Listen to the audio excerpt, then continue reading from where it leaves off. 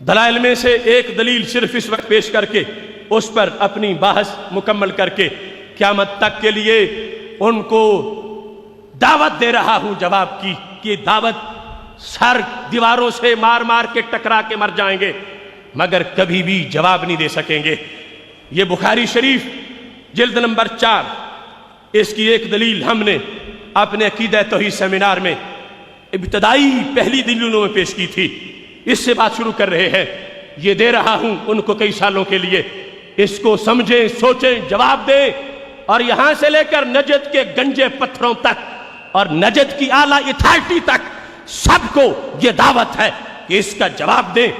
یہاں پر میرے آقا صلی اللہ علیہ وسلم کا وہ فرمان موجود ہے، حدیث نمبر 6036 ہے جو بخاری شریف میں 4 مقامات پر موجود ہے، جس میں نبی اکرم نور مجسم شفیع معظم صلی اللہ علیہ وسلم سے جب ایک صحابی نے چادر مانگی تھی جن کا نام حضرت عبد الرحمن بن عوف رضی اللہ تعالیٰ عنہ ہے، اختصار کرتا ہوں، چادر انہوں نے مانگی تو صحابہ نے تنقید کی، تم نے چادر کیوں مانگی؟ وَقَدْ عَرَفْتَ أَنَّهُ لَا يُسْأَلُ شَيْئًا فَيَمْنَعَهُ، تمہیں پتہ بھی ہے یہاں سے منگتا خالی نہیں جاتا، تو تم نے چادر کا سوال کیوں کیا؟ صحابی نے اپنا عقیدہ بتایا، میں نے چادر کیوں مانگی؟ کہتے ہیں رجوت برکتها حین لبسها النبی صلی اللہ علیہ وسلم لعلی اکفن فیہا، میں نے چادر برکت کے لیے مانگی ہے تاکہ مجھے اس کا کفن پہنایا جائے، قبر کی منزلیں آسان ہو جائیں۔ بخاری شریف سند کی ذمہ داری استدلال لفظ لفظ کا اور مطلب یہاں جو موجود ہے اس کے لحاظ سے ہر چیز کی مکمل ذمہ داری کے ساتھ اپنی بات بڑھا رہا ہوں۔ الکوثر الجاری شرح بخاری، اس کے اندر امام احمد بن اسماعیل شافعی ثم الحنفی وہ اس حدیث کی شرح میں کیا لکھتے ہیں، چونکہ بات ہے آج عقیدہ توحید اور ائمہ حدیث میں نے پیش کی، اب ائمہ حدیث کی گواہیاں میں دعوت دے رہا ہوں اس جھوٹی فکر کو جن کا 1.5 صدی سے پہلے کوئی نشان نہیں، اور تانے ہمیں دے رہے تھے کہ تم 1857 یا 1864 سے پہلے کہیں اپنے مسلک کی کوئی ایک شطر بھی دکھاؤ۔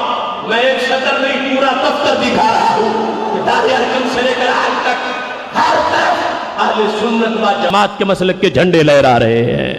الکوثر الجاری جلد نمبر 3 صفحہ نمبر 305 اس میں یہ لکھا ہے، اور یہ حدیث جب باب من استعد الکفن فی زمن النبی صلی اللہ علیہ وسلم میں آئی ہے وہاں پر امام لکھتے ہیں سوال کیوں کیا؟ کہتے ہیں چادر اس لیے مانگی، انما سألتہ لتکون کفنی، حضرت عبد الرحمن بن عوف چادر مانگنے والے کہتے ہیں میں نے اس لیے مانگی کہ تاکہ میرا کفن بن جائے۔ تو پھر کیا ہوگا؟ کہتے ہیں لم آبوہ علی فعلہ قال لم اطلبہ للدنیا، صحابی نے کہا میں نے دنیا کے لیے نہیں مانگی، کس واسطے مانگی ہے؟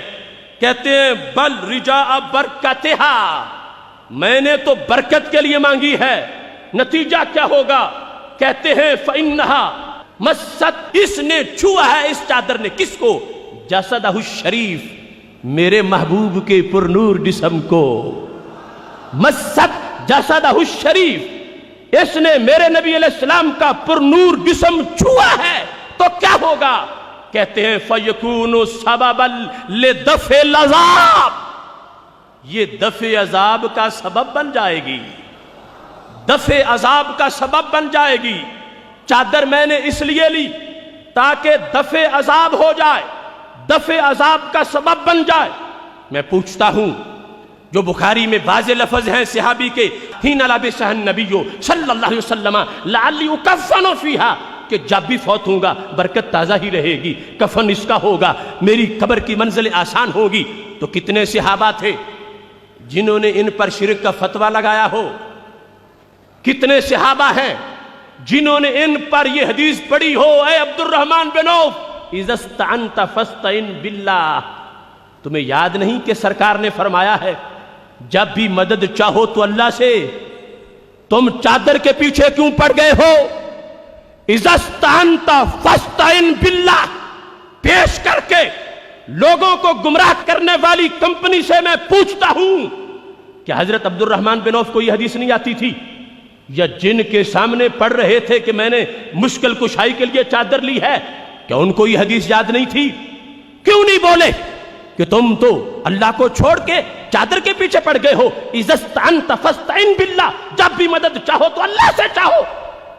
کوئی ایک بھی نہیں بولا، سب نے اتفاق کیا۔ میں غلام حافظ الحدیث ہزارہ حدیثوں کو سامنے رکھ کے بات کر رہا ہوں، کسی ضعیف روایت میں بھی نہیں ہے کہ کوئی ایک صحابی بھی بولا ہو جس نے یہ حدیث مقابلے میں پڑھی ہو، اذا استعنت فاستعن باللہ، کہ جب بھی مدد چاہو رب سے چاہو۔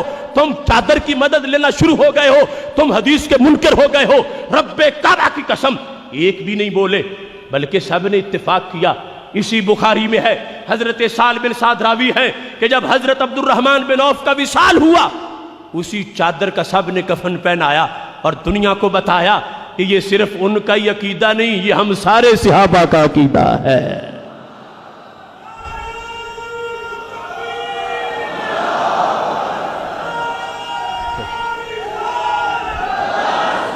میرے بھائیوں، اذا استعنت فاستعن باللہ، جس وقت یہ نعرہ لگ رہا تھا تو صحابہ کرام رضی اللہ تعالی عنہم جانتے ہیں، ان میں سے کوئی ایسا نہیں کہ حدیث کے خلاف کام ہو چپ کر جائیں، ان میں کوئی ایسا نہیں ہے کہ شرک ہو رہا ہو تو چپ کر جائیں۔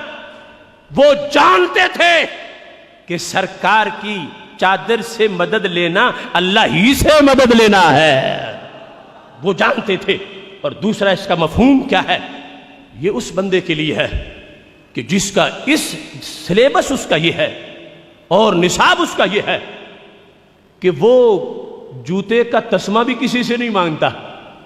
یہ ان کا نصاب نہیں جو امریکہ کی جھولی میں بیٹھے ہوئے ہوں اور ایڈ پر زندگی گزارے اور سرکار کی مدد پر یہ پڑھے اذا استعنت فاستعن باللہ۔ وہ پوری حدیث پڑھ کے تو دیکھیں، وہاں تو یہ ہے کہ اتنا ہے توکل والا کہ دوائی بھی نہیں لیتا، اتنا ہے توکل والا کہ وہ تسمہ بھی کسی سے نہیں مانگتا۔ وہ خاص لوگوں کا نصاب ہے۔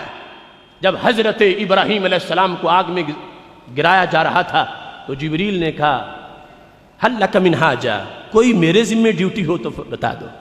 فرمایا اما الیک فلا، تم کون ہوتے ہو میری حاجتیں پوری کرنے والے؟ اب رب نے تو ان کو بھیجا تھا، خود تو آئے نہیں تھے۔ تو انہوں نے کہا اگر مجھ سے خدمت نہیں کروانی تو اللہ سے کہو، آگ میں گر رہے ہو ورنہ چل جاؤ گے۔ تو وہ کیا بولے؟ کہتے کیوں کہوں رب سے؟ حسبی من سوالی علمہ بحالی، میرے مانگنے سے خود ہی بہتر جانتا ہے۔ اب وہاں تو پھر پتا چلا دعا بھی نہیں کرنی چاہیے، جبکہ سارے دعا کرتے ہیں۔ اللہ سے مانگنا، یہ تو خلیل تو اس کا بھی انکار کر گئے۔ حسبی من سوالی علمہ بحالی، بولوں تب جو وہ جانتا نہ ہو، وہ تو جانتا ہے۔ جس کا یہ انداز ہو نیچے امت میں آ کر صبر کا، توکل کا، اس کے لیے ایک علیحدہ سلیبس ہے، لیکن شرک پھر بھی نہیں ہے۔ یہاں اب صحابہ کرام رضی اللہ تعالیٰ عنہم میرے نبی علیہ السلام کی کپڑے سے، چادر سے، جو اس کو چند منٹ ہی لگے ہیں بدن کو لگے ہوئے، بیٹری چارج ہے، مدد چاہتے ہیں، لینے والے دیکھنے والے سارے مان گئے، دفع عذاب کے لیے باعث بنے گی۔ اب اذا استعنت فاستعن باللہ کی تقریریں جو ہمیں سناتے ہیں وہ پوچھیں صحابہ نے پھر چادروں چبے کے پانی کے لیے یہ مدد کے سارے سلسلے کس لیے کیے؟ تو پتہ چلا اذا استعنت فاستعن باللہ کا مطلب یہ ہے کسی بت کے پیچھے نہ جاؤ، طاغوت کے پیچھے نہ جاؤ، اللہ کے محبوبوں کی مدد اللہ ہی کی مدد ہے۔